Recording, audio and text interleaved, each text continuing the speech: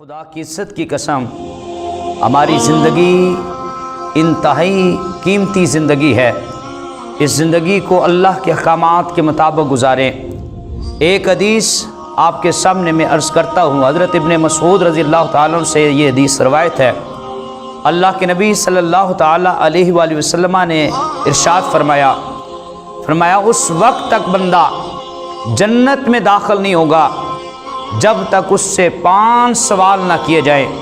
میں سب سے پہلا سوال کیا ہوگا؟ عن عمرہ، اس کی عمر کے متعلق سوال ہوگا۔ میرا رب پوچھے گا، اے میرے بندے، تجھے میں نے عمر عطا کی تھی، تو نے اپنی عمر کو کہاں گزارا، کس مقام پہ گزارا؟ تو آج ہمیں سوچنا چاہیے، آج ہمیں غور فکر کرنا چاہیے۔ جو عمر رب کی امانت تھی، جس عمر کے اندر ہم نے رب کی عبادت کرنی تھی، ہم نے اس عمر کو کہاں گزارا؟ کبھی موبائل پہ گزارا، کبھی ہم نے فضول دوستوں کے ساتھ بیٹھ کر ہم نے اپنی عمر کو گزارا۔ فرمایا کہ اس کی عمر کے متعلق سوال ہوگا، پوچھا جائے گا، اے میرے بندے، میں نے تجھے عمر عطا کی تھی، تو نے اپنی عمر کو کہاں گزارا؟ اور دوسرا سوال کیا ہوگا؟ فرمایا کہ اس کی جوانی کے متعلق سوال ہوگا، اے میرے بندے، تجھے میں نے جوانی دی، تجھے میں نے اچھی عمر عطا کی، تجھے جوانی عطا کی، تو نے اپنی جوانی کو کہاں پہ گزارا؟ کیا جواب دیں گے رب کی بارگاہ میں؟ ہم نے موبائل پہ اپنی جوانی کو گزار دیا، کیا جواب دیں گے ہم اپنے رب کی بارگاہ میں؟ دن رات کھیل اور کود پہ اپنی جوانی کو گزار دیا، کیا ہم اپنے رب کی بارگاہ میں جواب دیں گے؟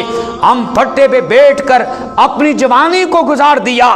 ذرا سوچو تو صحیح نا، اپنا محاسبہ تو کرو نا، اپنے اندر جھانک کر تو دیکھو نا، اپنے گریبان میں ایک مرتبہ غور و فکر کر کے تو دیکھو نا کہ ہم نے اپنی جوانی کو کہاں گزار دیا۔ میرا خالق پوچھے گا، میرا مالک پوچھے گا، میرے بندے، تجھے میں نے جوانی عطا کی تھی، اس جوانی کو کہاں پہ گزارا؟ اگر جوانی اس انداز سے گزری کہ قرآن پڑھتے رہے، جوانی اس انداز سے گزری کہ رب کو یاد کرتے رہے، جوانی اس انداز سے گزری کہ اللہ کے احکامات کو پورا کرتے رہے، تو پھر جواب دیں گے، ہم تو قرآن پڑھتے رہے، ہم تو حدیث پڑھتے رہے، ہم تو تیرے احکامات کے مطابق زندگی گزارتے رہے۔ مالک کی بارگاہ میں ہم جواب دے سکیں گے، لیکن ہم میں سے ہر ایک کو غور فکر کر لینا چاہیے۔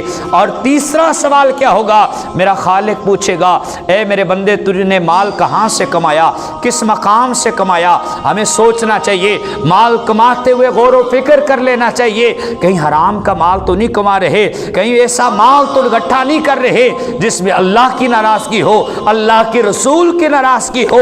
ایسے مال سے بچنا چاہیے۔ حلال میں برکت ہے اور حرام میں برکت نہیں ہوتی۔ اور چوتھا سوال یہ ہوگا، وہ مال تم نے کہاں پہ خرچ کیا؟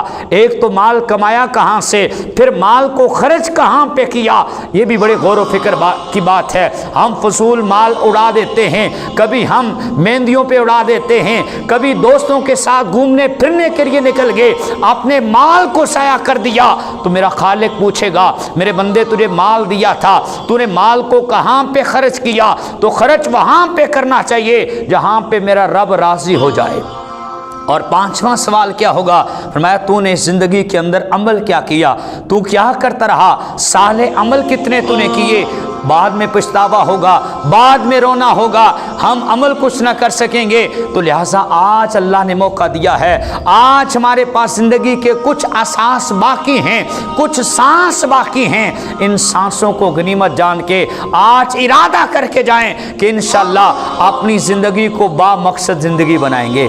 اللہ ہم سب کو عمل کرنے کی توفیق عطا فرمائے، شریعت مصطفیٰ کا پابند بنائے، آمین بجاہ نبی الامین صلی اللہ تعالی علیہ وآلہ وسلم۔